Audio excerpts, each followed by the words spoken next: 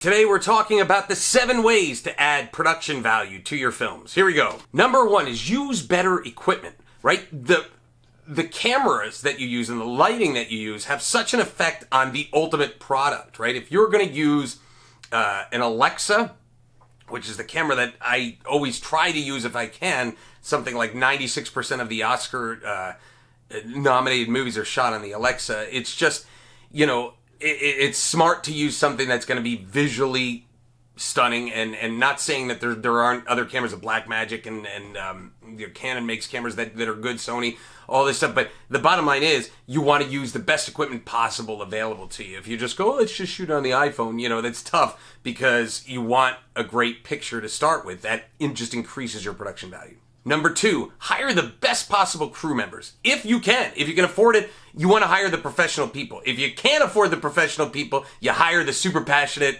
geek out people where they love, capturing sound, or they love lighting a scene. Those are the people you want. You don't want somebody that's like, oh, let's give this a shot. That's not going to help your production value. So you want to hire the best people you can. And, I've been there where it's like you don't have the money to pay their normal rates. So that's when you don't pitch them and go, well, the job, you don't want it, don't take it. It's kind of like, this is what we got for this film. I know you're worth more. I'd love to pay you more, but this is all we have. Do you want to come out and play?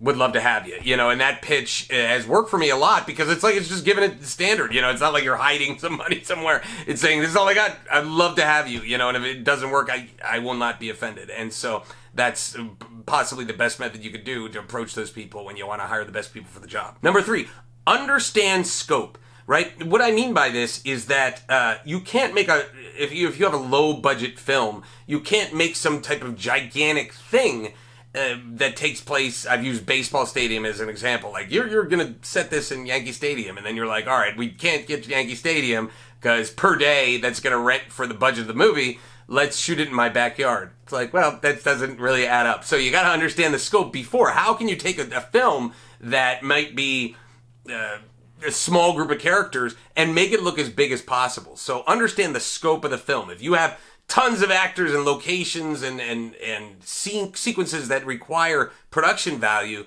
and you don't have the budget, you have to do them in the cheap or cut corners, and it's never going to look good. You want to be the opposite, where you have a smaller scope and you're forcing incredible production value into that scope. Number 4, shoot on location. Don't just go, well, let's go over here, it's an alleyway. Really take a look at your locations and see what's visually stunning, right? If you could do it on a waterfall where you're like, which by the way is going to be tough for sound, but let's just say you could do it, where it's this beautiful background, it's beautiful scenery. Okay, that's going to add production value to your film. So think about your locations, really focus on that. And if you can afford it, get a location manager to help you as well. Number 5, dress your set. This should be the job of the production manager, art director, that's going to make the set look great. I remember one time we did a TV pilot, a police procedural pilot comedy, and we have just a great art director for the price. And I mean, he really made this look like a police station, down to like little notepads on the desk. And you think, oh, no one's going to see that. It's like, but no, subconsciously it makes everything feel like you're in for that at the police station, right? So it makes it authentic.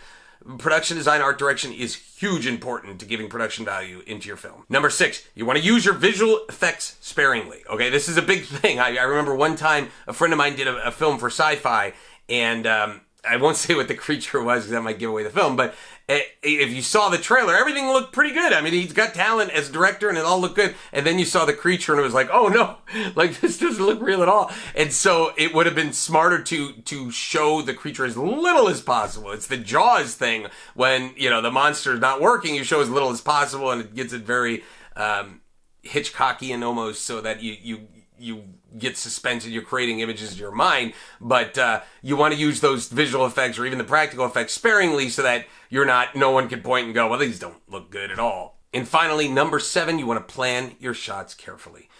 Such a big thing. I've worked with directors that on each day in the morning would just kind of look at the shot list and be like, let's switch some stuff up. That's the opposite of what you want. You want somebody super focused where you're like, okay, this is the way we're going to do this on the bridge. We're going to do this shots and know what shot you want, right? So the bottom line is, if you could plan them, the more you can plan, the better prepared you'll be to make things look good. And you go to your locations and you kind of spec it out and you go, all right, this is, do some test shooting. Obviously, a lot of it is time and budget, But the bottom line is the more you can plan, the better your film will look.